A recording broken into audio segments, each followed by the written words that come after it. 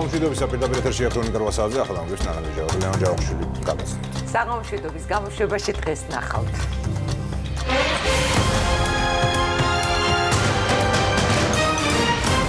რატომ აკრიტიკებს ინფრასტრუქტურის მინისტრი ანაკლიის კონსორციუმს?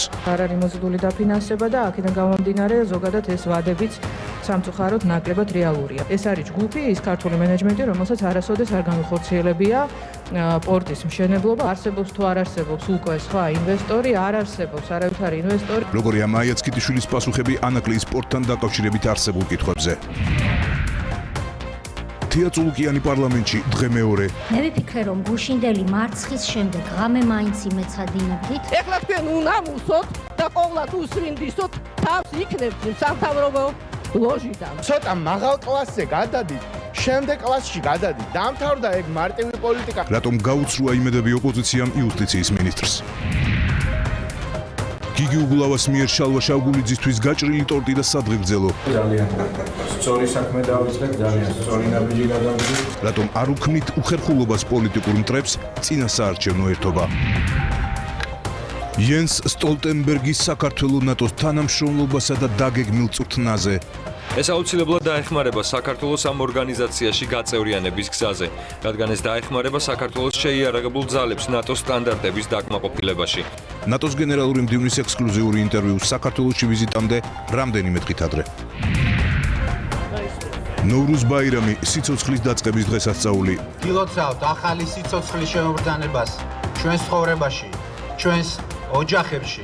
ეს დღე ირანული კალენდრის მიხედვით არის 1 იანვარი, ანუ ახალი წელია. მარნეულში დილიდან სახალხო ზეიმია. 21 მარტი დაუნის სინდრომის დღეა. ჩვენ გვჭირდება სპეციალისტები, ჩვენ გვჭირდება შენობების და ძალიან დიდი პროექტები. სერვისები და განათლება კიდევ რა პრობლემებთან უწევთ გამკლავებას საქართველოში დაუნის სინდრომის მქონე მოზარდებს?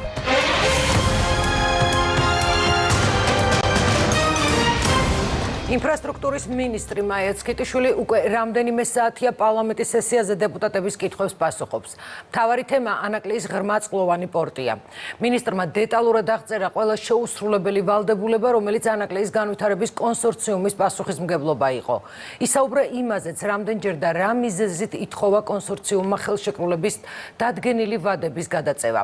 ვიცე-პრემიერის განცხადებით, სახელმწიფოს სესხების გამცემი ბანკების მოთხოვნებზე წასვლას და გადამხდელების პასუხისმგებლობის აღებას არ აპირებს.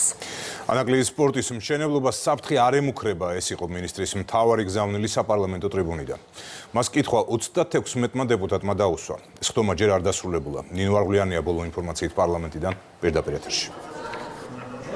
ლევან მაიაც კიტიშვილმა დღევანდელი გამოსვლა საკანონმდებლო ორგანოში დაასრულა იმ განცხადებით, რომ მას სურდა პარლამენტს ქონოდა ანაკლიის პორტის მშენებლობასთან დაკავშირებით ზუსტი და დეტალური ინფორმაცია და სწორედ ამიტომ იმყოფება დღეს ის საკანონმდებლო ორგანოში. ამ წუთებში კი მაიაც კიტიშვილი ჟურნალისტებთან შემაჯამებელ განცხადებას აკეთებს. დღეს ვიცე-პრემიერს და ინფრასტრუქტურის მინისტრს რამდენჯერმე მოუწია საპარლამენტო ტრიბუნიდან იმის გამეორება, რომ ანაკლიის პროექტის დასრულება არის მნიშვნელოვანი. ასევე მაიაც კიტიშვილმა დღეს რამდენჯერმე თქვა, რომ ახალი ინვესტორები ამ პროექტში არ არსებობენ და სახელმწიფოს ინტერესია, რომ ეს პროექტი დაასრულოს იმავე ინვესტორმა, ვინც დაიწყო, ანუ ანაკლიის განვითარების კონსორციუმმა.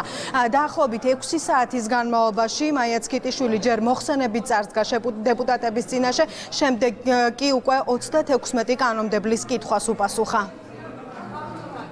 ამის გაიგივება, ამის ტოლობის ნიშნის დასმა ხაზარაძესა და ანაკლიას შორის, პროკურატურის კითხვასა და ანაკლიას შორის, TBC ბანკსა მით უმეტეს და ასევე ამ პროექტს შორის და ნებისმიერ იმ განვითარებასთან, რომელიც ამ პროექტში არის, არ არის არც სწორი, არც გამართლებული არანაირად. რაც შეეხება იმას, რომ სახელმწიფომ და მთავრობამ ყველაფერი გააკეთა ამ პროექტის დასაბლოკად, ეს იყო ასევე ბატონი გიგას ნათქვამი, მარც მე მგონი ამ პერიოდის განმავლობაში ამდენი საათი ვსაუბრობ აქ იმაზე, თუ რას ვაკეთებთ იმისთვის, რომ ეს პროექტი გადავარჩინოთ და მათ შორის როგორ დავეხმაროთ კონსორციუმს. პროკურატურას აქვს უფლება და ვალდებულება წარმართოს გამოძიება მაშინ, როდესაც ამას ჩათვლით საჭირო. თქვენ შეიძლება ეს განიხილოთ ბატონო გიგა კამპანიაც შეიძლება შერაცხოთ, შეიძლება ვიღაცას პირიქით კონდეს კითხვა, რატომ არ ვიცოდით მანამდე, ან რატომ ვიცით ასე ამდენად ცოტა და რატომ არ ვიცით მეტი.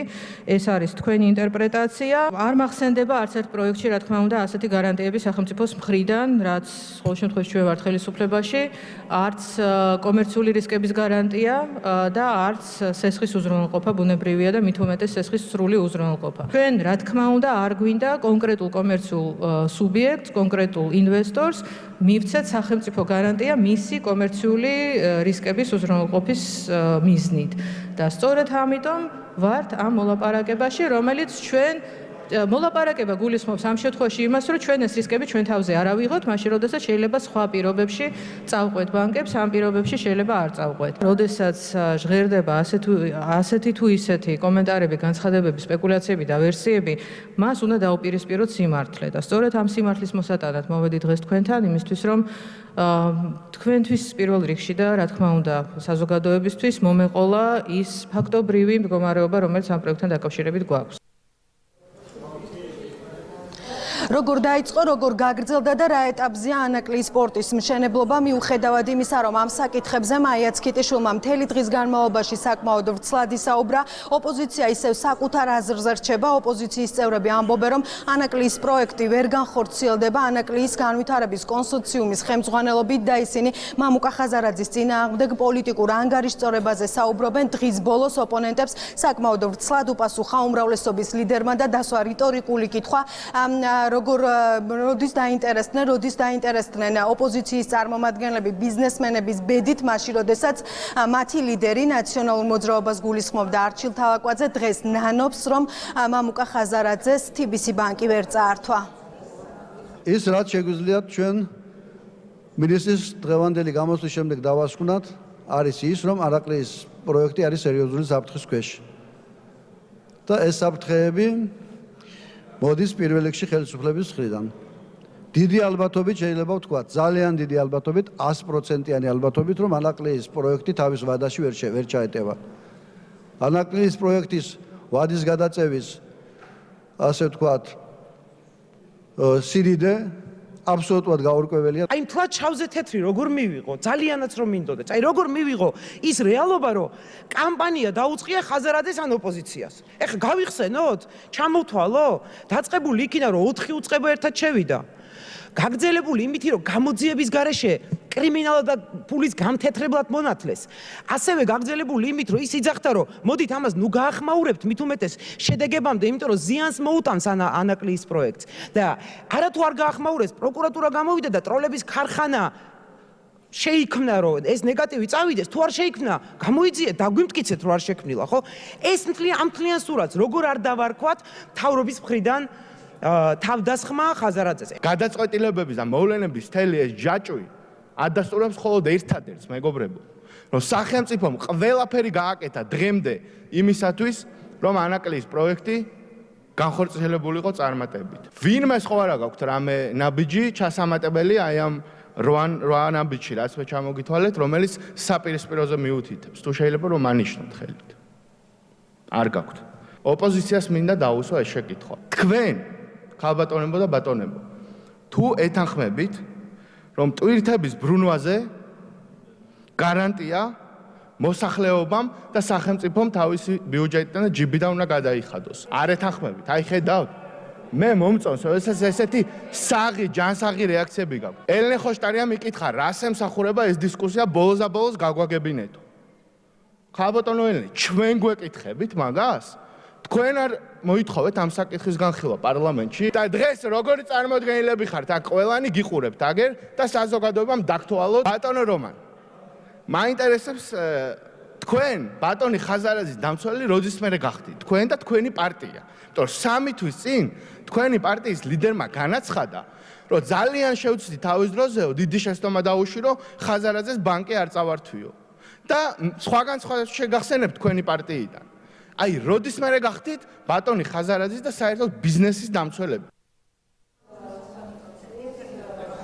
ვერც ერთ პროექტში მონაწილეობა იმუნიტეტი ვერ იქნება ვერც ბანკირისთვის და ვერც მინისტრისთვის. ამ განცხადების ავტორიც მაია ცქიტიშვილია და ამ განცხადებით მან კიდევ ერთხელ თქვა, რომ არანაირი კავშირი არ აქვს სამართლებრივ დავას, რომელიც ხაზარაძე ჯაფარიძის წინააღმდეგ მიმდინარეობს, არც TBC ბანკთან და მით უმეტეს ანაკლიის სპორტთან.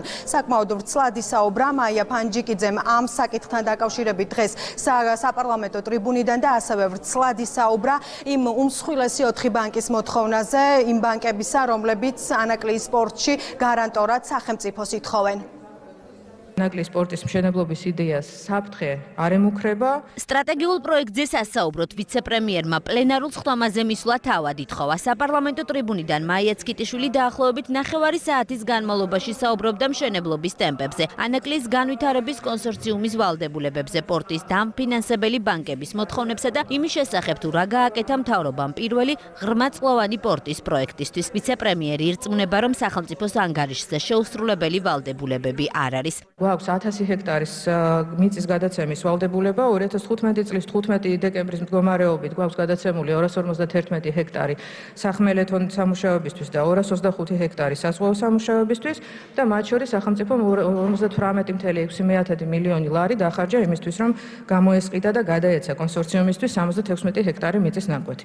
2019 წლის 6 აგვისტომდე გვაქვს ვადა, რომ გადავცეთ ასევე პირველი ფაზის მშენებლობისთვის დამატებით 78 ჰექტარ მიწის ნაკვეთამდე. ჩვენ ნამდვილად ვალდებული ვართ, რომ პორტამდე მისასვლელი გზა და რკინიგზა უზრუნველყოთ პორტის დასრულებამდე, პორტის ოპერირების დაწყებამდე. ამ ვალდებულების შესრულების ბოლო ვადა გვაქვს 2021 წლის 9 aprili, თუმცა ჩვენ ვგეგმავთ, რომ სამუშაოები დასრულდეს, რა თქმა უნდა, პორტის ოპერირებამდე. შესაბამისად, ამ ეტაპზე სახელმწიფოს რაიმე ვალდებულება დარღვეული არ აქვს. სანაცვლოდ მაია ცქიტიშვილმა დეტალურად ჩამოთვალა რამდენჯერ და რა მიზეზით ითხოვა ანაკლიის კონსორციუმმა ხელშეკრულებით გაწერილი ვადების გადავადება. ვიცე-პრემიერმა ისიც თქვა, რომ სახელმწიფოსთვის სესხების გამცემი ბანკების მოთხოვნები ამ ეტაპზე მიუღებელია. ბოლო ინფორმაციით, რა ჩვენ გვაქვს კონსორციუმიდან, ძირითადი სამუშაოების დაწყება დაგეგმილია 2 აპრილს, დაგეგმილი იყო, თუმცა ვიცით, რომ დეტალური პროექტირება ჯერ კიდევ დაახლოებით 60%-ით არის შესრულებული უშუალოდ კონსორციუმის ინფორმაციით, ასევე როგორც ყველამ ვიცით, არ არის მოზიდული დაფინანსება და აქედან გამომდინარე ზოგადად ეს ვადებიც სამწუხაროდ ნაკლებად რეალურია. სესხების მოზიდვა უნდა ყოფილიყო დასრულებული 2017 წლის 15 აგვისტომდე, შემდეგ ეს ვადა გადავადდა 2017 წლის 15 ნოემბრამდე, შემდეგ 2018 წლის 15 დეკემბრამდე და უკვე 2018 წლის 31 დეკემბერს მოხდა მისი გადავადება 2019 წლის 15 ივნისამდე. ძირითადი პუნქტი, რომელიც არის წარმოდგენილი, არის მიმართული იმაზე, რომ კონსორციუმის სახელმწიფოს უფლებები იყოს შეზღუდული, კონსორციუმის რისკები იყოს მაქსიმალურად დაზღვეული და რა თქმა უნდა, ბანკები იყვნენ დაზღვეული სახელმწიფოს მიერ. თუ ჩვენ ამ ცვლილებებზე დავთანხმდებით, სახელმწიფოს უწევს ინვესტორის კომერციული რისკების აღება და პრაქტიკულად სესხის სრულად უზრუნველყოფა. რის გაკეთებასაც არ ვაპირებდით, რის გამოც რომ არ ვაპირებდით, ამიტომაც ქონდა გამოცხადებული ინტერესთა გამოხატვა ამ პირობებით. მინისტრთან კითხვის დასმის უფლებით 36-მა კანონმდებელმა ისარგებლა. სხვა საკითხებთან ერთად მმართველი პარტია პორტის ოპერატორი კომპანიის ვინაობით დაინტერესდა. ოპოზიციას კი აინტერესებდა, ყავს თუ არა სახელმწიფოს ანაკლიის განვითარების კონსორციუმის ალტერნატიული კომპანია. ჯერ ბატონი ივანიშვილის განცხადებები იმ ბიზნესმენებთან დაკავშირებით, რომლებიც საკვანძო ფიგურები იყვნენ და არიან ამ პროექტთან დაკავშირებით, შემდეგ პროკურატურის მხრიდან გავრცელება ინფორმაციის გამოძიებასთან დაკავშირებით, რომელიც დასრულებული არ არის, აი ამ ყველაფერმა იმის გარეშე როგორ აფასებთ თქვენ შინაარს, შეუშალა თუ არა ხელი ამ პროექტის განხორციელებას თქვენი აზრით. ამდენი ხანი რომ ვერ მოილაპარაკეთ ამ ორგანიზაციებთან, არათაღლითებთან, ხო, ამაზე ვთანხმდებით სერიოზული ფინანსური ორგანიზაციები. საბოლოო ჯამში ხო ესეც სახელმწიფოს პასუხისგებლობა არის, ხო? არსებობს თუ არა ალტერნატიული ინვესტორი, რომელიც თქვენთან უკვე ასე ვთქვათ საუბრობს იმ შემთხვევაში, თუ დღევანდელი კონსორციუმი ვერ მოახერხებს, ასე ვთქვათ, აი იმ პირობების შესრულებას და თქვენ მიიღებთ გადაწყვეტილებას, რომ შეიცვალოს ინვესტორი. თქვენ 2 წელიწადში გზას მიიყვანთ პორტამდე? რკინიგზას ააშენებთ თქვენ, ოდესაც ზესტაფონიდან ქუთაისამდე დამთავრებული გზა ვერ მიიყვანეს ამ წლის განმავლობაში. ჩვენ გქონდა ასეთი ინფორმაცია, რომ პორტის ოპერატორად იქნებოდა SSA მარინი, რომელიც არის მართლაც გიგანტი ამ სფეროში. ახლა ვრცელდება ინფორმაცია, რომ ეს არ არის SSA მარინი და ეს არის SSA International, რომელიც არის მის შვილობილი კომპანია და რომელიც იქნება წარმოდგენილი მხოლოდ 5 მენეჯერით. საბოლოო ჯამში კითხვა ისმის, ვინ იქნება ოპერატორი ანაკლის პორტში. რატომ ხდება ისე, რომ ფინანსების მოზიდვის გაგება არის ორგვარი? თუ მათ აქვთ მოზიდული და ამ მიმართებით პრობლემა აღარ არსებობს, რასთან დაკავშირებით აქვს მთავრობას კონსტატაციები სხვადასხვა ფინანსურ ინსტიტუტებთან? ბატონმა ხაზარაძემ განაცხადა, რომ ის გაჟღერებული თემა, რომელიც უკავშირდება ფულის გათეთრებას, მისთვის არის ხელშემშლელი ფაქტორი და მოლაპარაკებების დროს პრაქტიკულად ყველა ინვესტორთან საუბარი იწყება ამ თემით. თქვენ თუ გრძნობთ ამ პრობლემას მოლაპარაკებების პირობებში? რატო არ ვკითხეთ საზოგადოებას ცოტა ადრე?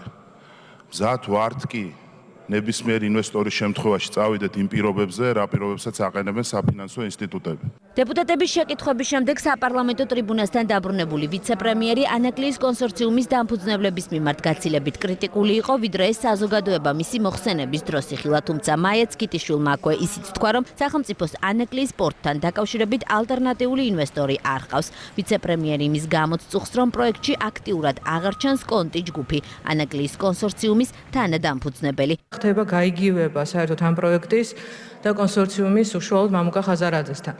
მე მინდა შეგახსენოთ საზოგადოებას პირველ რიგში ყველას, რომ ამ პროექტში 42%-ით არის შესული ის კომპანია, რომლის ერთ-ერთი დამფუძნებელი არის ბატონი მამუკა ხაზარაძე, ხოლო მეორე დიდი წილი ასეთივე თანაბარი წილი 42%-ის ოდენობით დღეის მდგომარეობით ფიქსირდება კონტი ჯგუფს. დღეის მდგომარეობით სამწუხაროდ ჩვენც ვერ ვხედავთ კონტი ჯგუფს, აქტიურად არ არის კონტი ჯგუფი ამ პროცესში ჩართული.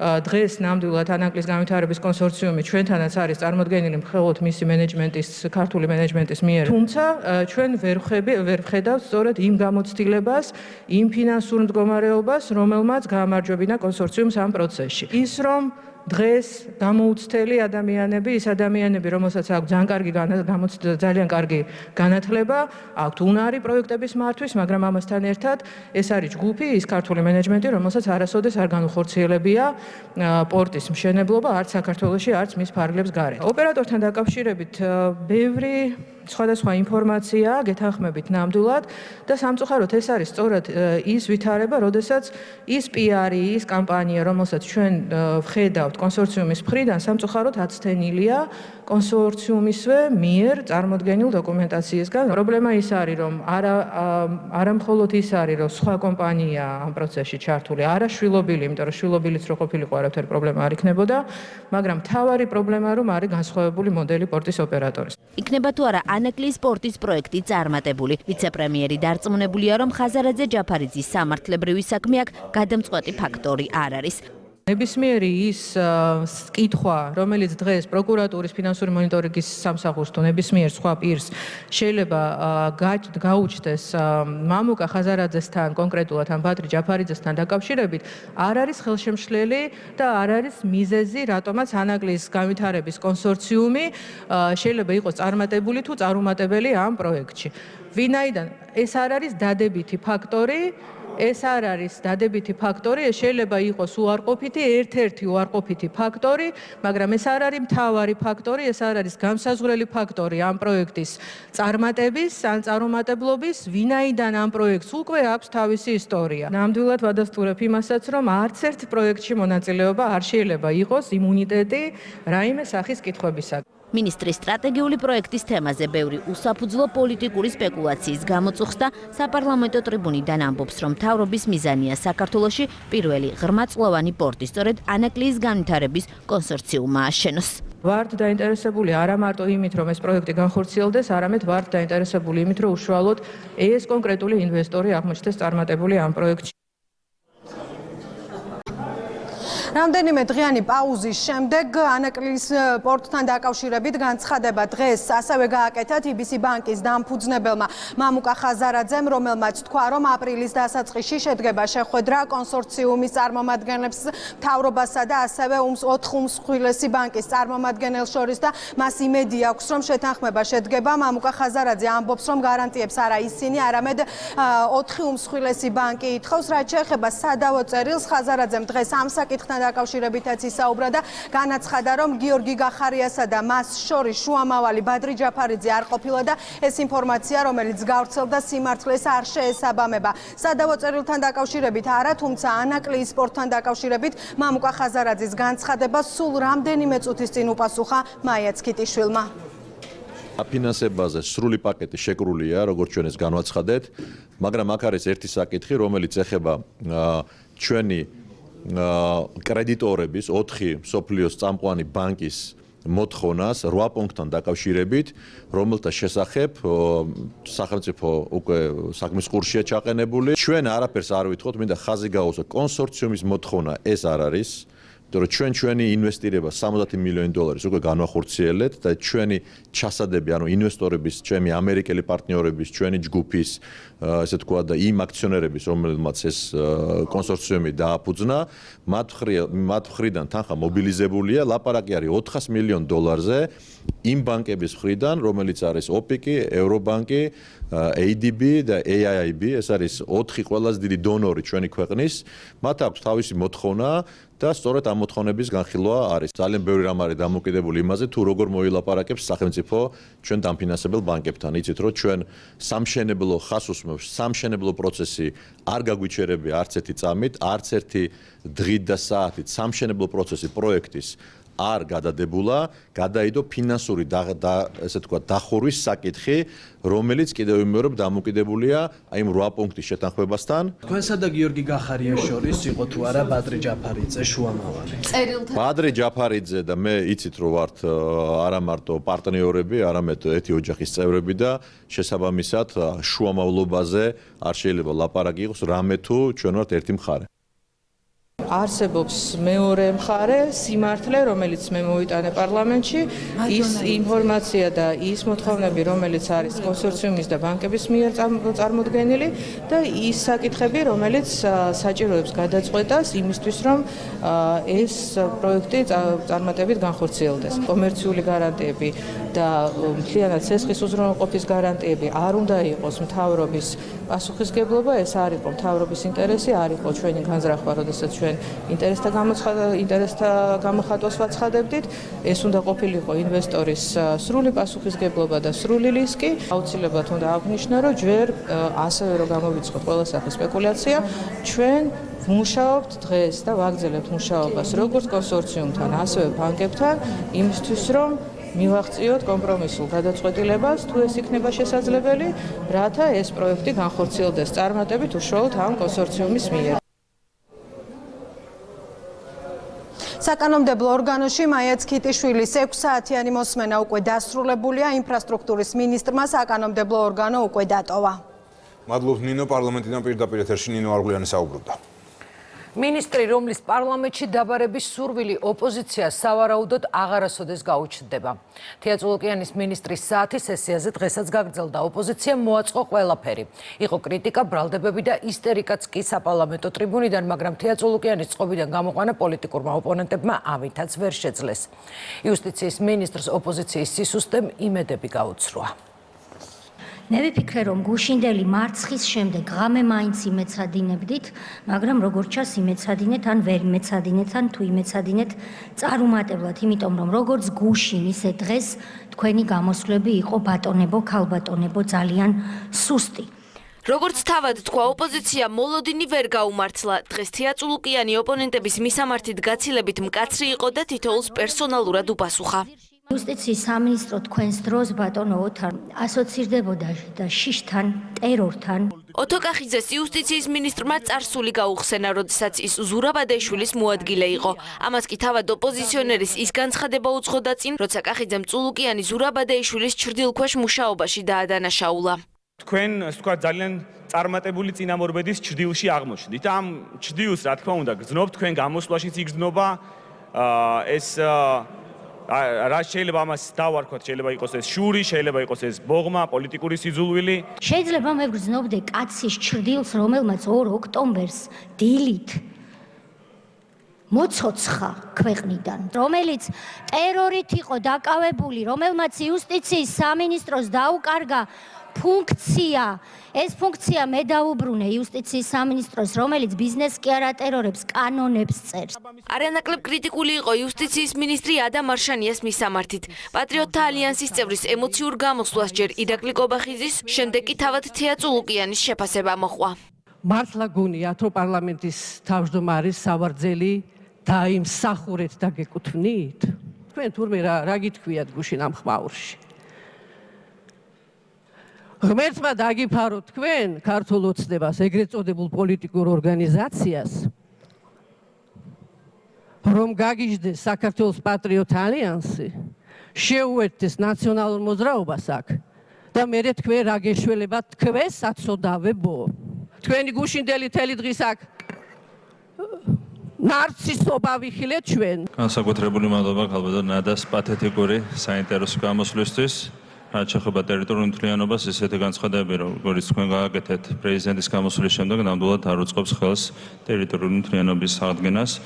მომავალში უმჯობესია სახელმწიფოებრივად სწორი და გამართული განცხადებები გააკეთოთ ხოლმე. ქალბატონო ადამე, თქვენ აღარ დაგელაპარაკებით, არც ამ ტონით, არც იმ ტონით და არც არანაირი ტონით, მაგრამ ძალიან გთხოვთ ქალბატონო ადა რუსული ნარატივით ამ ტრიბუნიდან ნუსაუბრობ. ოპოზიციის მისამართით მწვავე განცხადება უმრავლესობის ლიდერმაც გააკეთა. მმართველ გუნდში ამბობენ, რომ უმცირესობაში მყოფი დეპუტატები წარსულის კომპლექსებით ცხოვრობენ და იუსტიციის მინისტრის წარმატების აღიარება უჭირთ.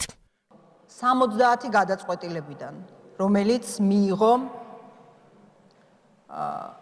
სასამართლომ საქართველოს წინააღმდეგ, მხოლოდ ერთი არის იმ პერიოდიდან, როდესაც ქართული ოცნება მოვიდა ხელისუფლებაში. და ეს საკითხი არის ივანე მერაბიშვილის საქმე საქართველოს წინააღმდეგ. მხოლოდ ერთი 70-დან. რა დაგემართათ? ხო შეიძლება რომ 100 კითხვიდან ერთი მაინც საქმესთან დაკავშირებით დასვათ. დაიწყეთ რაღაც თავდაჯერებული ირონიით, მერე ტორტით გააგრძელეთ. აქ იყო და გვახსოვს გამოსვლა და ბოლოს გაბრაზებულებმა დაამთავრეთ, იმიტომ რომ ვერაფერი ვერ მოუხერხეთ თეა წულუკიანს პარლამენტში. ეს რა მოიფიქრეთ კიდე რაღაც შვიდჯერო გაიმეორეთ, აშანტაჟებს პარტიის თავმჯდომარეს, აშანტაჟებს გუნდს და თქვენ მართლა გონიათ რომ ეგეთი იაფფასიანი პოლიტიკა არის საქართველოში კიდე? ცოტა მაღალ კლასზე გადადით, შემდეგ კლასში გადადით. დაამთავრდა ეგ მარტივი პოლიტიკა. სტრასბურგის სასამართლოში რუსეთის წინააღმდეგ დავა პოლიტიკური დებატების მთავარ თემად დღესაც იქცა. მომავალში ქალბატონო თეა, როდესაც შეეცდებით, რომ მორალური უპირატესობის პოზიციიდან ესაუბროთ ვინმეს ამ ტრიბუნიდან, იძულებული ვიქნებით შეგახსენოთ, რა არის მართლაც უკადრებელი. უკადრებელი არის ის, რომ თქვენი ხელმძღვანელობის ქვეშ პროკურორებმა, არა ერთმა პროკურორმა გააგზავნა წერილი ჰააგის საერთაშორისო სასამართლოს, რომელშიც განაცხადა, რომ ჩვენ ახლა არ გვცალია რუსეთის დანაშაულის გამოძიებისთვის, იმიტომ რომ წინა ხელისუფლების დანაშაული უნდა გამოვიძიოთო. აქვთ რუსეთთან ურთიერთობის უკეთესი რეცეპტი, დადეთ მაგიდაზე რეცეპტი და გავიზიარებ ამ რეცეპტს და გაიზიარებს ამ რეცეპტს დავით ზალკალიანის და მთელი მთავრობა. მაგრამ ოდესაც მარცხებით და რუსეთთან სამარცხვინო მარცხებით იყო თქვენი პოლიტიკური კარიერა სავსე. სწორედ ეს არის ბატონო ზურაბ ჭიაბერაშვილო, როგორც თქვენ გუშინ სიტყვა იხმარეთ, მატრაკვეცობა. არადა მე კულიჩის რეცეპტს არ გთხოვდით, გთხოვდით რუსეთთან ბრძოლის ეფექტურ რეცეპტს, რომელიც თქვენ არ გაგაჩნიათ. უკეთესი რეცეპტი ვერა, მაგრამ განათლების დამადასტურებელი საბუთები თინა ბოკუჩავამ იუსტიციის მინისტრს მთავრობის ფლიგელში პირადად მიუტანა. ქალმა პოლიტიკოსებმა ჯერ კომპლიმენტები გაცვალეს, თუმცა მოგვიანებით ისევ ვერ შეთანხმდნენ. გენდერული თანასწორობა, სიმამაცე, პოლიტიკური თქვენ არ გაგაჩნიათ, მაგრამ მე თქვენ დაგიცავთ, ქალბატონო თინა და საჯაროდ გამოდით და თქვით, რომ ეს იყო გენდერული ნიშნით შეურაცხყოფა. ამდენი მოწმე არის, რომელიც ამბობდა, რომ ჩემი ლიდერიცო თქვენო თავს გესხმით გენდერულათო. დიახ, გილოცავთ ამ დიპლომებს, მაგრამ ნუ გცხვენიათ იმისა, რომ თქვენი ლიდერი ჩემთან გააკრიტიკეთ. ეს ივანიშვილი თქვენი ასე მარტივად სახსენებელი არ არის. ბიძინა ივანიშვილის ფასი ამ ქვეყანაში არის ის, რომ ეს არის ადამიანი, რომელიც არის გარანტი დღეს ქვეყანაში მშვიდობიანობის, სტაბილურობის. იუსტიციის მინისტრის საათს პარლამენტში 2 დღე და საერთო ჯამში 9 საათი მოანდომეს. წულუკიანი ამბობს, რომ დეპუტატების კითხვებზე პასუხების გასაცემად ნებისმიერ დროს მზადაა. ნახვამდის გემშვიდობებით.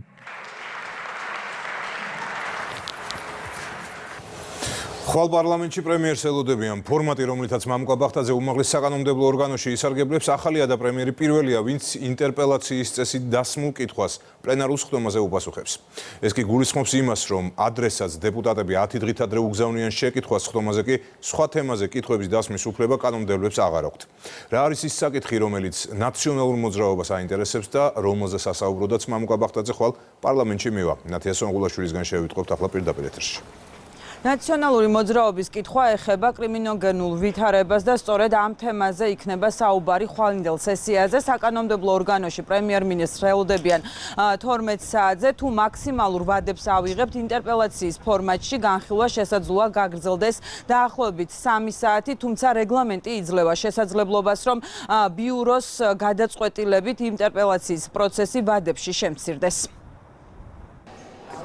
რამ გამოიწვია ქვეყანაში კრიმინოგენური ვითარების მკვეთრი ზრდა? ამ კითხვას პასუხს ხვალ პრემიერ-მინისტრი პლენარულ სხდომაზე გასცემს. ინტერპელაციის წესით ფრაქცია ნაციონალურმა მოძრაობამ ისარგებლა. სესიაზე საუბარი მხოლოდ კრიმინალის ირგვლივ იქნება და რეგლამენტის მიხედვით სხვა საკითხზე ვერ ისაუბრებენ.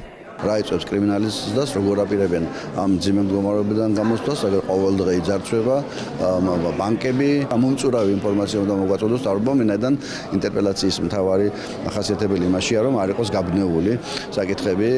პრემიერ-მინისტრთან კითხვები გადაგზავნილი აქვს ევროპულ საქართველოსა და დამოუკიდებელ დეპუტატს ეკა ბესელიას. მათი ინტერესის სფერო ბაღები და ბანკებია.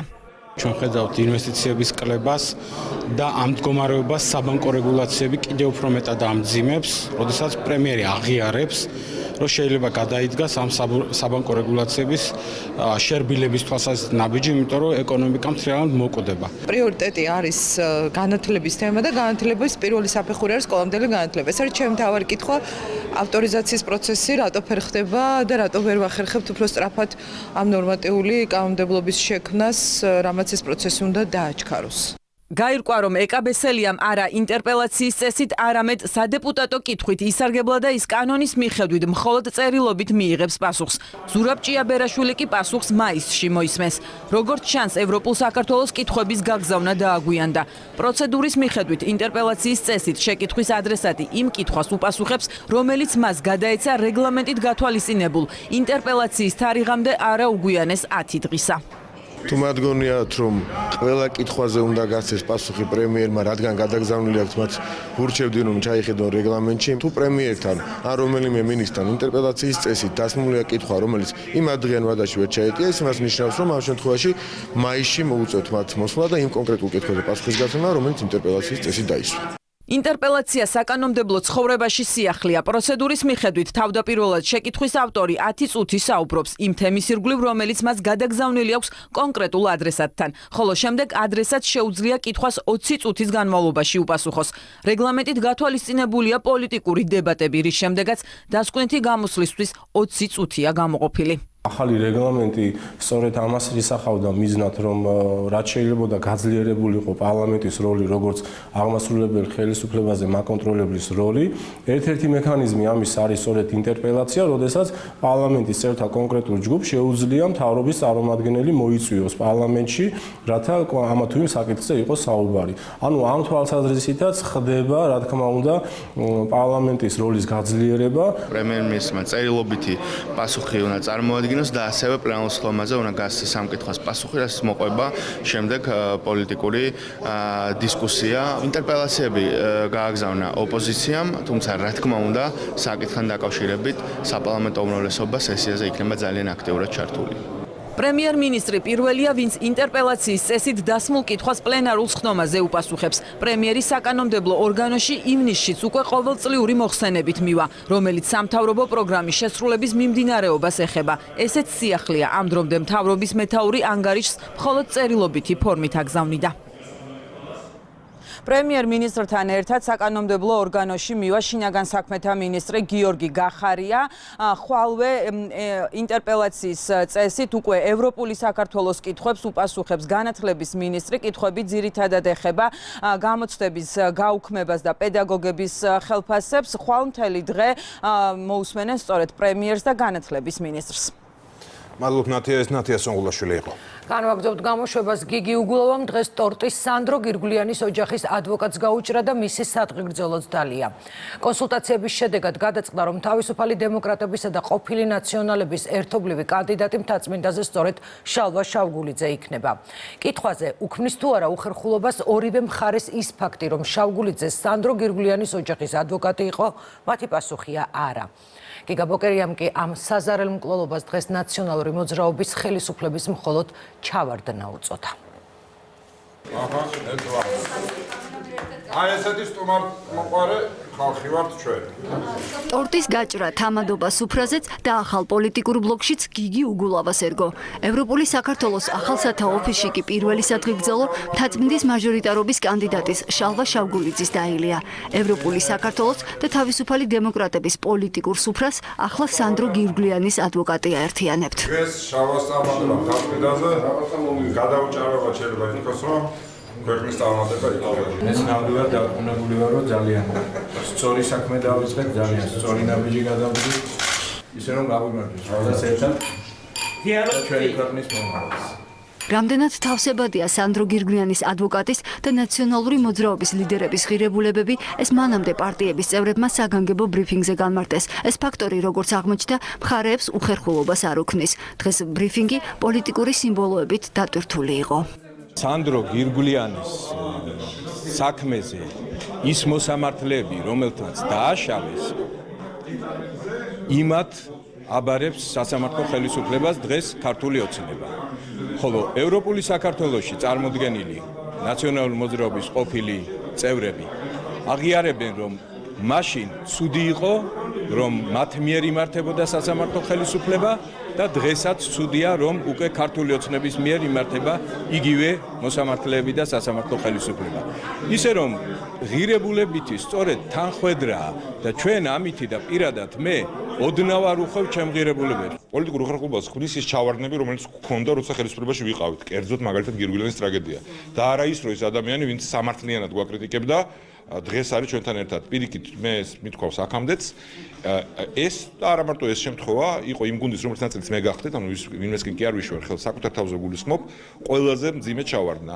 და ეს არის ის გაკვეთილი, რომელიც ჩვენ ძალიან მყარად გვაქვს გაცნობიერებული, ჩვენ გვჭირდება ეფექტური ხელისუფლება, მაგრამ ხელისუფლება გაკონტროლებული და ანგარიშვალდებული, რათა არასოდეს მსგავს შემთხვევებს ადგილი აღარ ქონდეს. მაშინ, როდესაც ქართული ოცნება სწორედ მურუსიძეს სანდრო გირგვლიანის მოსამართლებს აბარებს სასამართლოს და თანაც უვადოთ ევროპული საქართველო მთაწმინდაზე შალვა შავგულიძეს წარადგენს კანდიდატად. მე მგონი აქ ყველაფერი ნათქვამია. მე დარწმუნებული ვარ, მე იმედი მაქვს, რომ შალვა შავგულიძე იქნება ამ ცვლილებების პირველი მერცხალი. ჩვენი თანამშრომლობა არის გრძელვადიანი, ჩვენი თანამშრომლობა არის სტრატეგიული.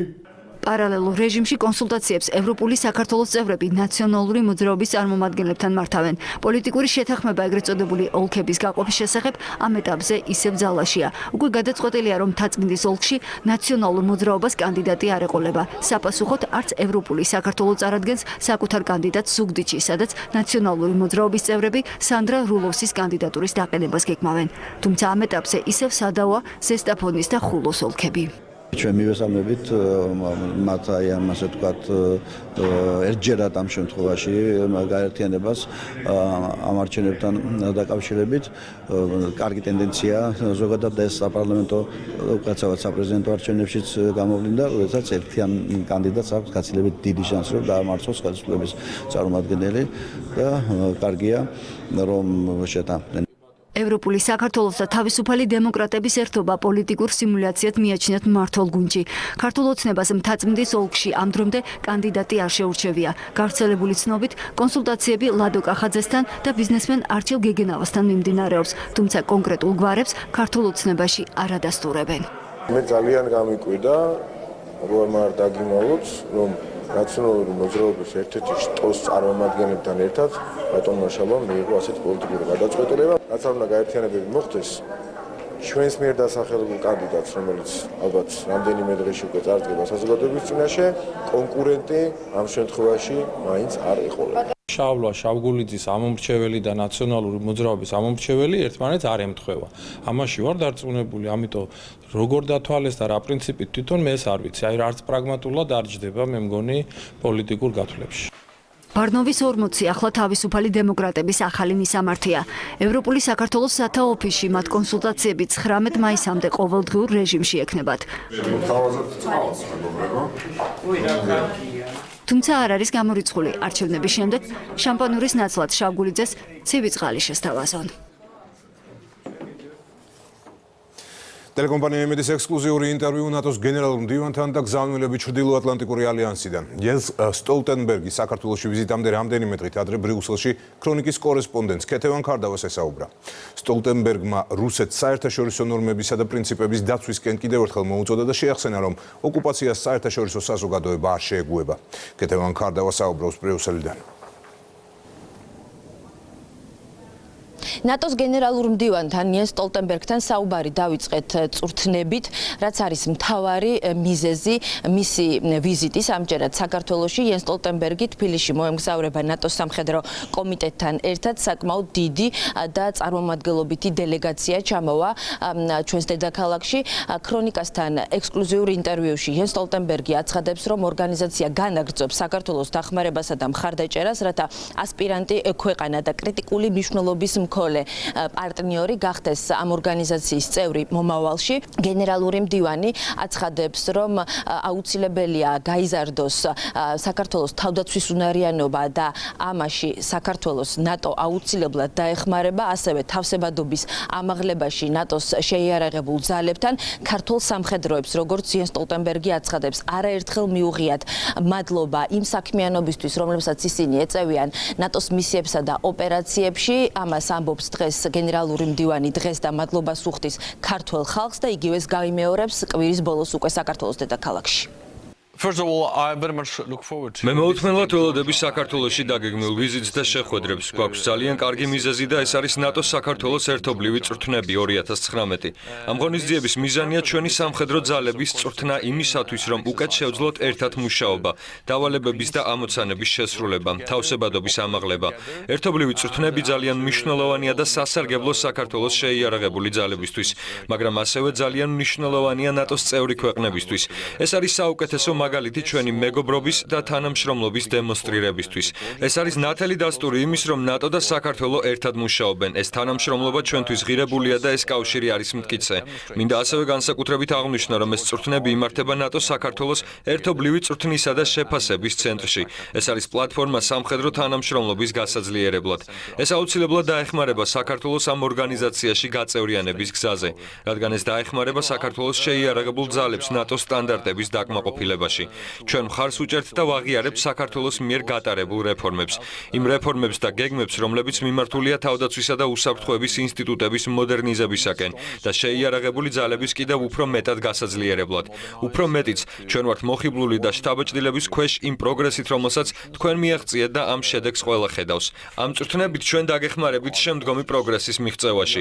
აუცილებლად უნდა აღვნიშნო, რომ წვრთნები კარგია ნატოსთვისაც, ვინაიდან ჩვენ წვრთნით ნატოს წევრი ქვეყნების შეიარაღებულ ძალებს და ვაუმჯობესებთ მათ უნარებს, რომ ერთად უკეთესად შეასრულონ მისია. ამიტომაც ერთობლივი წვრთნები სასარგებლოა ნატოსთვის და სასარგებლოა საქართველოსთვის.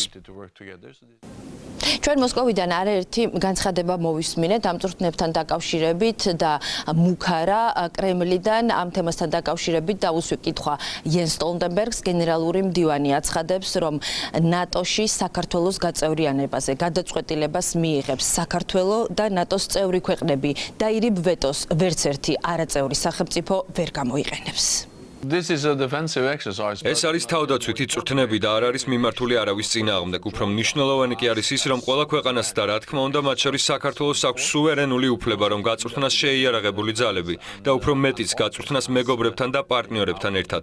ამას ვაკეთებთ ჩვენ და ჩვენი პარტნიორი საქართველო. საერთო ჯამში წვრთნებში 24 ქვეყანა იღებს მონაწილეობას. სიტუაცია ასეთია. რუსეთს სურს, რომ ნატო საქართველოს ერთობლივ წვრთნებს მისცეს პროვოკაციის სახე და რუსეთს სურს წარმოაჩინოს ისეთი მსოფლიო, სადაც სადაც დიდ ქვეყნებს აქვთ გავლენის სფეროები და დიდი ქვეყნები მეზობელი სახელმწიფოების ნაცვლად წყვეტენ რა სურთ მათ, რა უნდა გააკეთონ და რა არა. ეს თავიდან ბოლომდე ეწინააღმდეგება იმ პრინციპებს, რაზეც დგას ეს ორგანიზაცია. ეს ეწინააღმდეგება ჩვენს ღირებულებებს, საერთაშორისო სამართლის ნორმებს და პრინციპებს. ჩვენ ვაღიარებთ საქართველოს ტერიტორიულ მთლიანობასა და სუვერენიტეტს. ჩვენ გვჯერა, რომ ყველა ქვეყანას აქვს უფლება გადაწყვიტოს თუ რისი გაკეთება სურს მის საზღვრებში, ვისთან სურს მეგობრობა. ნატოს გენერალურ მდივანს ვესაუბრეთ გაფართოების პოლიტიკაზე. იან სტოლტენბერგმა განაცხადა, რომ გაფართოების ყველა ტალღა იყო წარმატებული ამ ორგანიზაციისთვის. ნატოს კარი ღიარჩება ახალი წევრებისთვის და იმ დემოკრატიებისთვის, რომლებიც დააკმაყოფილებენ ნატოს სტანდარტებს. ჩვენ გენერალურ მდივანს გადავეცით ქართველი ხალხის სახელით მთავარი კითხვა, თუ როდის გახდება ჩვენი ქვეყანა ნატოს სრულუფლებიანი წევრი. საქართველომ უნდა გააგრძელოს რეფორმები იმისათვის, რომ გაძლიერდეს და მოხდეს თავდაცვისა და უსაფრთხოების ინსტიტუტების შემდგომი მოდერნიზება. საქართველომ უნდა გააგრძელოს რეფორმები კანონის უზენაესობის უზრუნველსაყოფად, რეფორმები მართლმსაჯულების სფეროში, ბრძოლა კორუფციის წინააღმდეგ და ის ღონისძიებები, რომელთა დახმარებითაც საქართველო დააკმაყოფილებს ნატოს სტანდარტებს.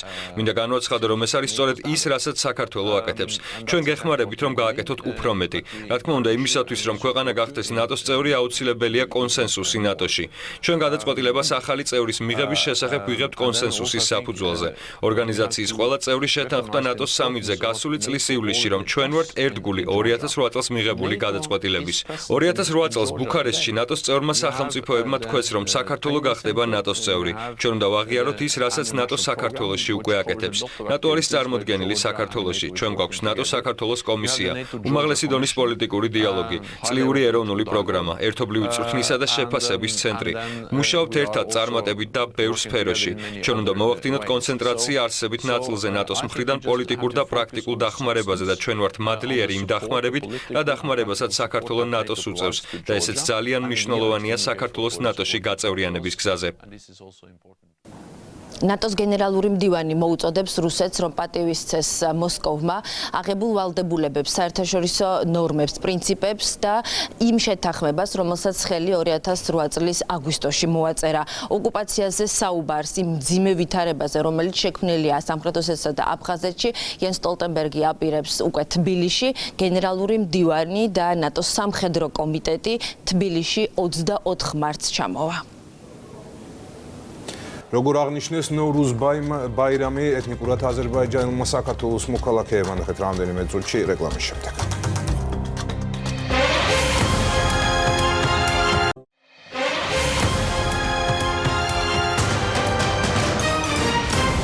რეკლამის შემდეგ ქრონიკა კვლავ ბრუნდება პირდაპირ ეთერში. მარნეულში დილიდან სახალხო ზეიმია ეთნიკურად აზერბაიჯანელი საქართველოს მოქალაქეები ნოვრუზ ბაირამს აღნიშნავენ.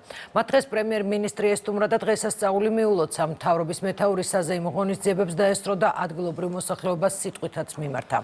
მამუკა ბახტაძე რეგიონში დაგეგმილ პროექტებსაც გაეცნო. წითლად შეღებილი კვერცხი, მრავალფეროვანი ტკბილეული და რაც მთავარია, აზერბაიჯანული ჩაი. ასეთია ნოვრუზ ბაირამის სადღესასწაულო სუფრა. ტრადიციულ სამუში გამოწყობილი ახალგაზრდები ქუჩებში სადღესასწაულო განწყობას ქმნიან. წინაპრებისგან იციან, რომ 21 მარტი ანუ ნოვრუზ ბაირამი მათთვის გაზაფხულის შემოსვლის დღეა. დღევანდელი დღე ჩვენთვის ძალიან მნიშვნელოვანია. ჩვენ აღნიშნავთ ტრადიციულ დღესასწაულს ნოვრუზ ბაირამს. მომზადებული გვაქვს ბევრი გემრიელი კერძი. ეს დღე ირანული კალენდრის მიხედვით არის 1 იანვარი, ანუ ახალი წელია.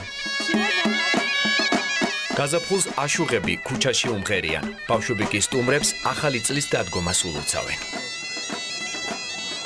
ნოვრუზ ბაირამის დღესასწაული მარნეულში მცხოვრებ ეთნიკურ აზერბაიჯანელებს პირადად მიულოცა მთავრობის ხელმძღვანელმა. პრემიერ-მინისტრი ქალაქში მთავრობის წევრებთან ერთად ჩავიდა. მამუკა ბახტაძემ ღიაცის ქვეშ მოწყობილი კუთხეები დაათვალიერა და ქვემო ქართლის მოსახლეობისთვის დამახასიათებელ ტრადიციებს გაეცნო. ღონისძიების ბოლოს პრემიერმა საგანგებოდ ნოვრუზის დღესასწაულისთვის მოწყობილი კოცონის ანთებაშიც მიიღო მონაწილეობა. გილოცავთ ახალი სიცოცხლის შემობრძანებას ჩვენს ცხოვრებაში, ჩვენს ოჯახებში. საქართველოს სიძლიერე მუდამ იყო მის მრავალფეროვნებაში. ჩვენი სიძლიერე მუდამ იყო ის, რომ ჩვენ საქართველოს შვილები ერთად გვერდიგვერდ მუხ ჩაუხელავთ შრომობდით ჩვენი ქვეყნის განვითარებისთვის, ჩვენი ერთიანი სამშობლოს წინსვლისთვის. და ეს დიდი სიყვარული, ეს დიდი ძმობა ჩვენ უპირობოდ უნდა გადავცეთ ჩვენს მომავალ თაობებს. მინდა ვისურვო, მალე დასრულდეს ის უსამართლობა, ის აბსურდი, რაც უკავშირდება განგრძობით ოკუპაციას, იმიტომ რომ ეს თითოეული ჩვენგანის ინტერესია და მინდა ვისურვო, რომ ჩვენ ეთნიკურობის და მიუხედავად თითოეულ მოქალაქეს შეგვეძლოს, რომ ჩვენი წვლილი შევიტანოთ იმაში, რომ დავიცვათ ყველაზე მთავარი მშვიდობა. მარნეულში დილიდან სახალხო ზეიმია. ქალაქის ცენტრალური გამზირი ერთი დღით საგამოფენო სივრცედ იქცა. ღია ცის ქვეშ საკრავების, ხელნაკეთი ნივთების და ხალხური რეწვის ნიმუშების გამოფენა გაყიდვა მოეწყო. ეს არა მხოლოდ აზერბაიჯანისთვისაა დღესასწაული, არამედ მთელი სამყაროსთვის, რადგან გაზაფხულია სიცოცხლის განახლების სიმბოლოა. ეს დღე განსაკუთრებულად აღინიშნება, იკრიბება ახალგაზრდობა, ეწყობა ბაზრობები ქალაქში, ტარდება კონცერტები. ნოვრუზ ბაირამის დღესასწაული 3 დღეს გრძელდება. 2010 წელს გაეროს გენერალურმა ასამბლეამ ნოვრუზის საერთაშორისო დღე დაღიარა. იუნესკომ კი დღესასწაული არამატერიალური კულტურული მემკვიდრეობის სიაში შეიტანა. ქართული ოცნება დემოკრატიული საქართველოს პოლიტიკური მდივანი ირაკლი ღარიბაშვილი საქართველოში აკრედიტებული დიპლომატიური კორპუსისა და საერთაშორისო ორგანიზაციების წარმომადგენლებთან შეხვედრებს განაგრძობს. ირაკლი ღარიბაშვილი დღეს სამხრეთ კავკასიაში ეუთოს სპეციალურ წარმომადგენელს რუდოლფ მიხალკას და მის პოლიტიკურ მრჩეველს პიეტრო გვასტამაკიას შეხვდა. შეხვედრაზე საქართველოსა და ევროპის უშიშროებისა და თანამშრომლობის ორგანიზაციაში შორის ურთიერთობებზე ისაუბრეს. ეუთოს სპეციალურმა წარმომადგენელმა ირაკლი ღარიბაშვილს პარტიის პოლიტიკურ მდივნად დანიშვნა მიულოცა.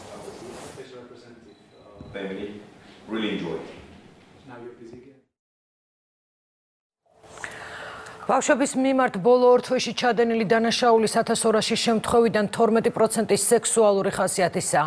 ეს შინაგან საქმეთა სამინისტროს ინფორმაციაა. 2015 წლის შემდეგ ქვეყანამ ბავშვთა მიმართ სექსუალური ძალადობის პრევენციისთვის არაერთი ნაბიჯი გადადგა. თბილისი აუტისტური სპექტრის მქონე 13 წლის ბიჭზე მამაკაცმა სექსუალურად იძალადა. გორი მამა 14 წლის შვილის მიმართ სექსუალური ქმედების ბრალდებით დააკავეს. ბათუმი დედა ამბობს, რომ უცხო ქვეყნის მოქალაქემ მის 8 წლის შვილზე იძალადა. ეს მხოლოდ ბოლო ორ თვეში გახმაურებული შემთხვევებია. სტატისტიკა კი გაცილებით საგანგაშოა. მხოლოდ 2018 წელს ბავშვების მიმართ ჩადენილი 1200-მდე დანაშაულიდან 12% სწორედ სექსუალური ძალადობა იყო. სექსუალური ძალადობის მასშტაბები არის გაცილებით დიდი, ვიდრე ეს ოფიციალურ სტატისტიკურ მონაცემებში ჩანს. და ამის მიზეზი არის ის, რომ ვერ ხერხდება ეფექტური გამოვლენა ამ შემთხვევების და შემდეგ უკვე ბავშვებთან მომუშავე პროფესიონალების მხრიდან დროული იდენტიფიცირება. მესამე სექტორში აცხადებენ, რომ დანაშაულის გამოვლენის გარდა ერთ-ერთი მთავარი პრობლემა სექსუალური ძალადობის მსხვერპლი ბავშვებისთვის აუცილებელი სერვისების არარსებობაა. არასამთავრობო ორგანიზაციების წარმომადგენლების თქმით, ხშირად მსხვერპლს სახელმწიფო ვერაფრით ეხმარება, ხოლო გამოძიება არაეფექტიანია. მას შემდეგ, რაც თუნდაც სექსუალური მოძალადის დაკავება ხდება, ეს ბავშვი არის ყოვლად მიტოვებული, ვერ იღებენ სერვისებს, ვერ იღებენ რეაბილიტაციას და ხდება რეალურად უდიდესი ტრავმის დატოვება. მხოლოდ ერთი უწყება შინაგან საქმეთა სამინისტრო ცდილობს მუშაობას, მაგრამ მას სამწუხაროდ ვერ ეხმარება, ვერ ჯანდაცვის სამინისტრო, სოციალური სამსახური. საკანონმდებლო ორგანოში აცხადებენ, რომ პრობლემები ნაწილობრივ ბავშვის უფლებათა კოდექსმა უნდა მოაგვაროს, რომელსაც პარლამენტში განიხილავენ. თუმცა საკანონმდებლო ცვლილებების გარდა პრობლემაა მისი პრაქტიკაში დანერგვაც. შინაგან საქმეთა სამინისტროს ინფორმაციით, ბავშვზე ძალადობის შემთხვევები ხშირად სახლში ან დახურულ სივრცეში ხდება და შემთხვევის მონაწილეები, რომლებიც უმეტეს შემთხვევაში ოჯახის წევრები არიან, სამართალდამცველებთან არ თანამშრომლობენ. ჩვენ ყველანაირად ვცდილობთ, რომ ფსიქოლოგების ჩართულობით, სოციალური სამსახურის დახმარებით ეს პრობლემები ერთობლივად მოვაგვაროთ. შევქმნით მაგალითად მოწმისა და დაზარალებულის კოორდინატორის სამსახური. სწორედ ამ მიზანს ემსახურება არასრულ წლოვნებზე, ძალადობის მსხვერპლ არასრულ წლოვნებზე მომუშავეთა ჯგუფის, გამომძიებლების ჯგუფის შექმნა თბილისში, რომლებიც სხვა სახელმწიფო ორგანოებთან სრულ კოორდინაციაში იქნებიან. ბავშვის უფლებათა კოდექსი, რომელიც ჩვენ შემოვიტანეთ უკვე პარლამენტში, შეიცავს მნიშვნელოვან ბერკეტებს იმისთვის, რომ ჩვენ პირველ რიგში პრევენცია მოვახდინოთ ბავშვის მიმართ სექსუალური ძალადობის და სექსუალური ექსპლუატაციის და ასევე თუ მოხდა ასეთი შემთხვევა, ამაზე კონდეს სახელმწიფოს ადეკვატური რეაგირება. კოდექსი ითვალისწინებს ასევე ინტერნეტში ასეთი ტიპის ძალადობისგან ბავშვის დაცვას. როდესაც საუბარი ბავშვთა სექსუალურ ექსპლუატაციას თუ ძალადობას ეხება, საქართველოს გამონაკლისი არაა. ასე აფასებენ საერთაშორისო ექსპერტები ქვეყანაში არსებულ ვითარებას. როგორ ასრულებს საქართველოს ლანსაროტეს კონვენციით აღებულ ვალდებულებებს? ამ საკითხზე დღეს მრგვალი მაგიდის გარშემო იმსჯელეს. საქართველოს მიერ ერთ-ერთი წინ გადადგმული ნაბიჯი არის ის, რომ მან მოახდინა კონვენციის რატიფიცირება, თუმცა ამით არ მთავრდება ამ პრობლემასთან ბრძოლა. აუცილებელია ყველა ზომა, საკანონმდებლო ნორმა და ჩარჩო ჰარმონიზაციაში მოვიდეს კონვენციასთან. ლანსაროტეს კონვენციას საქართველოს 2015 წლიდან მიუერთდა. მას შემდეგ ქვეყანამ ბავშვთა სექსუალური ექსპლუატაციისა თუ ძალადობის პრევენციისთვის არაერთი ნაბიჯი გადადგა. მალე პარლამენტმა კიდევ ერთი კანონპროექტი უნდა დაამტკიცოს, რომლის თანახმადაც არასრულწლოვანთა გაუპატიურებაზე სანქციები მკაცრდება და უვადო პატიმრობასაც ითვალისწინებს. დღეს ქვეყანაში მესაზღვრის დღე აღინიშნება სასაზღვრო პოლიციის ხელმძღვანელი მესტიის სამმართველოს ესტუმრა და პერსონალს პროფესიულად დღესასწაული მიულოცა. შინაგან საქმეთა სამინისტროში კი ოფიციალური მიღება გაიმართა, სადაც ერთადერთი ქალი მესაზღვრო პირადად გიორგი გახარიამ დააჯილდოვა. მეოთხე წელია უკვე ყოველდღიური საქმიანობა ეს ჩემი და ვიცავ სახელმწიფო საზღვარს. საქართველოში ერთადერთი ქალი მესაზღვრე 33 წლის ნათია სუბენიანი უკვე მეოთხე წელია პროფესიულ დღეს ოჯახისგან შორს ხვდება. ის ქვეყნის ერთ-ერთ ყველაზე მაღალ წერტილში, ყარაჩაი-ჩერქეზეთის მოსაზღვრედ ჭუბერის სექტორში მესაზღვრეთა ჯგუფს ხელმძღვანელობს. 4 წელია სახელმწიფო საზღვარს იცავს. 8 წლის შვილის სანახავად კი თბილისში ჩამოსვლას თვეში რამდენჯერ მიახერხებს. მე თავად ავირჩიე რომ ამ სამმართველოს წამოსულიყავი. მომწონდა აქ ამ ბუნებაში, ამ ვითარებაში ყოფნა. საკმაოდ რთულიც არის, რადგან რელიეფიც რთულია და ზამთარიც მკაცრია შედარებით სხვა სამმართველოებთან. მაგრამ დიდი პასუხისმგებლობაც ახლავს, იმიტომ რომ ვიცავთ საქართველოს სახელმწიფო საზღვარს. სახელმწიფო საზღვრის ეს პერიმეტრი 27 კილომეტრია. მესაზღვრეები ყოველდღე ამ გზას ფეხით გადიან. ზღვის დონიდან 3500 მეტრზე ადიან და მწვერვალებს შორის მოქცეულ სვანეთს იცავენ. თავს მოვანედ მიიჩნევენ, ქართულ მიწას გაუფრთხილდნენ და უსაფრთხოება დაიცვან. იყო ქვეყნის მესაზღვრე, სახელმწიფო საზღვრის დამცველი, ეს არის ძალიან დიდი პატივი და ძალიან დიდი ღირსება. ძალიან რთულ გეოგრაფიულ და მეტეოროლოგიურ პირობებში უწევთ მესაზღვრეებს საზღვრის დაცვა და ესე ვთქვათ გადაადგილება საზღვრის მმართველობით, მაგრამ ამავდროულად არის ძალიან საინტერესო. მესაზღვრეთა კეთილდღეობა და მათთვის შესაბამისი პირობების შექმნა შინაგან საქმეთა სამინისტროს სასაზღვრო პოლიციის მთავარი პრიორიტეტია. ამაზე უწყების ხელმძღვანელი საუბრობს. თემურ კეკერიძე მესტიის სამმართველოსა და სექტორ ჭუბერს ესტუმრა და მესაზღვრეებს პროფესიული დღე პირადად მიულოცა. მან რამდენიმე თანამშრომელი სამსახურეობრივი მოვალეობის სანიმუშოდ შესრულებისთვის დააჯილდოვა. მესაზღვრეებს აქვთ შესაბამისი თანაბარი კარიერული განვითარების და განათლების პირობები, აქვთ სათანადო სამუშაო პირობები და ასევე აქვთ ოპტიმალური სახელმწიფო და სოციალური პირობები და ეს არის ალბათ ერთ-ერთი უმთავრესი პრიორიტეტი. ქართველი მესაზღვრეები სახელმწიფო საზღვრის დაცვასა და ადგილობრივების საჭიროებებზე ზრუნვას თანაბრად ახერხებენ. ყოველდღიურად უსასყიდლოდ ეხმარებიან ყველას, ვისაც ეს დასჭირდება. მოსახლეობა ჭუბერში მომხდარ სტიქიას და მესაზღვრეების მხრიდან განსაკუთრებულ მხარში დგომას იხსენებს. ჩვენთან ახლოს არის ჩრდილოეთ კავკასიის საზღვარი და ყოველთვის არსებობს საფრთხე და ესენი როცა აქ არიან და არსებობენ, დაცულად გრძნობ თავს. თუ რამე დაჭირდება სოფელს, რამდენადაც შეუძლიათ, რა თქმა უნდა, პირველი დახმარება მათგან მოდის და ყველანაირად ხელს გვიწყობენ. მესაზღვრის პროფესიულ დღესთან დაკავშირებით შინაგან საქმეთა სამინისტროში ოფიციალური მიღება გაიმართა. გიორგი გახარიამ და სასაზღვრო პოლიციის უფროსმა მესაზღვრეების სამსახურეობრივი მოვალეობის სანიმუშოდ შესრულებისთვის დააჯილდოვეს. ძალოვანმა მინისტრმა ამერიკის შეერთებული შტატების საელჩოს სასაზღვრო პოლიციის განვითარებაში შეტანილი წვლილისთვის მადლობა გადაუხადა. მათი ყოველდღიური მსახურება არის უკიდურესად მნიშვნელოვანი იმისთვის, რომ ჩვენი ქვეყანა წყნარ, შვიდ და სტაბილურ გარემოში ვითარდებოდეს, შრომობდეს, აძლიერებდეს ეკონომიკას და ზრუნავდეს თავის მომავალზე. ძალიან მომხარული ვარ, რომ ეს ართუვილობა, რომელსაც დღეს საჩუქრად გადავიცემთ სასაზღვრო პოლიციას, მას დაეხმარება თავისი მნიშვნელოვანი მისიის შესრულებაში. მესაზღვრეთა პროფესიული დღე საქართველოში უკვე მე-20 წელია აღინიშნება. სასაზღვრო პოლიცია სახმელეთო სანაპირო და საჰაერო საზღვრის დაცვას აერთიანებს. სულ ქვეყნის მასშტაბით 10 სამმართველო და 64 სექტორია. მათი რაოდენობა წლის ბოლომდე გაიზრდება. სოციალურ მუშაკთა ნაწილი ორშაბათიდან იფიცება, შესაბამისი განაცხადი მათ ჯანდაცვის სამინისტროში უკვე შეიტანეს. როგორც საინიციატივო ჯგუფის წევრებმა განმარტეს, მხოლოდ იმ შემთხვევაში იმუშავებენ, თუ ოჯახიდან არასრულწლოვანის განრიდება გახდება საჭირო. მათსა და ჯანდაცვის მინისტრის მოადგილეს შორის გუშინ შეხვედრაც გაიმართა, თუმცა საკითხი როგორც ჩანს ვერ მოგვარდა. დავით სერგეენკოს უწყებაში განმარტავენ, რომ სოციალური მუშაკების სამუშაო პირობების გასაუმჯობესებლად აქტიურად მუშაობენ. პროტესტის ფონზე კი ორშაბათს მობილიზებულები შეხვდებიან, რათა ბენეფიციარები არ დაზარალდნენ. მედიაციის პროცესი თვენახევრის განმავლობაში მიმდინარეობდა. პირველად ამ თვენახევრის განმავლობაში ორმხრივი შეხვედრა შედგა გუშინ, თუმცა ეს შეხვედრაც იყო უშედეგო. სოციალურ მუშაკებს არ მიუღიათ არც ერთი გონივრული, ადეკვატური და რეალური პასუხი პრობლემების გადაჭრის გზების შესახებ და შესაბამისად იძულებული არიან სოციალურ მუშაკები გამოიყენონ ისეთი უკიდურესი ფორმა, როგორიც არის გაფიცვის უფლება. ზოგან უკვე რემონტი დასრულდა, ზოგან აზომვირთის სამუშაოებია. ტრანსპორტის შესახებ დაუმატეს ყველა რეგიონს ერთი მანქანა და შემდგომში კიდე თითო მანქანა დაემატება და ასევე ტრანსპორტის ბარათით ისარგებლებენ უფასოდ თბილისის მასშტაბით. ასევე ჩამოვაშორეთ ჩვენ ადმინისტრაციული საქმეები სოციალურ მუშაკებს. ჩვენ გავაკეთებთ მობილიზაციას სხვა იმ რესურსების და თანამშრომლების, რომლებსაც ჩავთავთ გადაუდებელ რეჟიმში. დატოვებ მიღმა ეს 2019 წელს დაუნის სინდრომის დღისთვის შერჩეული სლოგანია. გაეროს ინიციატივას ტრადიციულად საქართველოს შეუერთა. მსოფლიო დღესთან დაკავშირებით ქვეყანაში მშობელთა საინფორმაციო ცენტრი ამოქმედა, ასევე დაწყებულია მუშაობა ეგრეთ წოდებულ ჩარჩო დოკუმენტზე, რომელიც პროფესიული განათლებიდან დამოუკიდებელ დასაქმებამდე გარდამავალი საფეხური უნდა გახდეს. ედგურება, გულწრფელობა და სიყვარული. ეს არის ამ ცხოვრებაში ყველაზე მთავარი. ცხოვრების სამთავარ პრინციპს მალე მაყურებელ სცენიდან გაუზიარებს. ეს ლილე ღვინჯილია, 23 წლის მსახიობი. ცხოვრებაში ყველაზე მეტად საკუთარი საქმე უყვარს. ახლა სპექტაკლისთვის ემზადება ღელავს, თუმცა მაყურებელთან შეხვედრის მოლოდინი უფრო ახარებს. ყველაზე მეტად მას მიხარია ეს არის სცენაზე დგომა.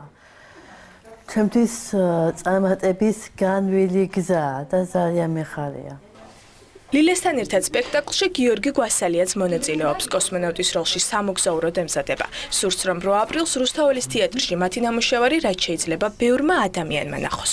მე მინდა გახდე კარგი მსახიობი, ვითამაშო კარგ სპექტაკლზე კიდე დიდ სცენაზე და მინდა ის ცხოვრება, რომ ყველასთვის კარგი იყო. იხარია რომ ბედნიერი ვარ. გიგო შიუკაშვილი 22 წლისაა, ტელეწამყვანი, დაუნის სინდრომის ასოციაციის ერთ-ერთი და გიგოს ფონდის დამოუკიდებელი დამფუძნებელი. გიგო ამბობს, რომ ცნობიერების ამაღლების შემდეგ მათთვის მთავარი ახლა პროფესიული განვითარებაა. თანასწორ სამუშაო გარემოზე კი სურს ყოველდღე და ხმამაღლა ისაუბრონ. განათლება აუცილებელია. ჩვენ გვჭირდება სპეციალისტები, ჩვენ გვჭირდება შენობების და ძალიან დიდი პროექტები. ცნობიერების ამაღლების შემდეგ რეალობა, რომ სერვისებისა და განათლების ხელმისაწვდომობას ითხოვს, ამაზე დღეს ბევრი ისაუბრეს დაუნის სინდრომის ასოციაციის წევრებმა. მოზარდ და დედები ამბობენ, რომ მე-7 კლასის შემდეგ სინდრომის მქონეებს არ აქვთ განათლების მიღების შესაძლებლობა. ასოციაციის ინიციატივით დაწყებულია მუშაობა ეგრეთ წოდებულ ჩარჩო დოკუმენტზე, რომელიც გარდამავალი საფეხური უნდა გახდეს პროფესიული განათლებიდან დასაქმებამდე. ამაში კი მათ სახელმწიფოს დახმარება სჭირდებათ. ლევანდელი მესიჯი არის არავინ დატოვა მიღმა. რაც ძალიან მნიშვნელოვანია და ზუსტად გადმოსცემს იმ საჭიროებებს, რაც ჩვენ ბავშვებს სჭირდებათ. განათლება, ჯანდაცვის სისტემაში რაღაც გარკვეული ცვლილებები. 2019 წელს დაუნის სინდრომის დღე მსოფლიომ მერვედ აღნიშნა. მისი სლოგანი ნუ დატოვებ მიღმა გზავნილია თანაბარი შესაძლებლობების შექმნისა და ინტეგრაციის გზაზე. დაუნის სინდრომის მსოფლიო დღესთან დაკავშირებით საქართველოში მშობელთა საინფორმაციო ცენტრი ამოქმედდა. დაინტერესებულ ადამიანებს უკვე გამოცდილი მშობლები და ასოციაციის წევრები ინფორმაციას ნებისმიერ კითხვაზე, ნებისმიერ დროს ცხელი ხაზის საშუალებით მიაწოდებენ. დღეს უკვე ყველა მიცის, რომ მეგობრები ქრომოსომებს არ ითვლიან.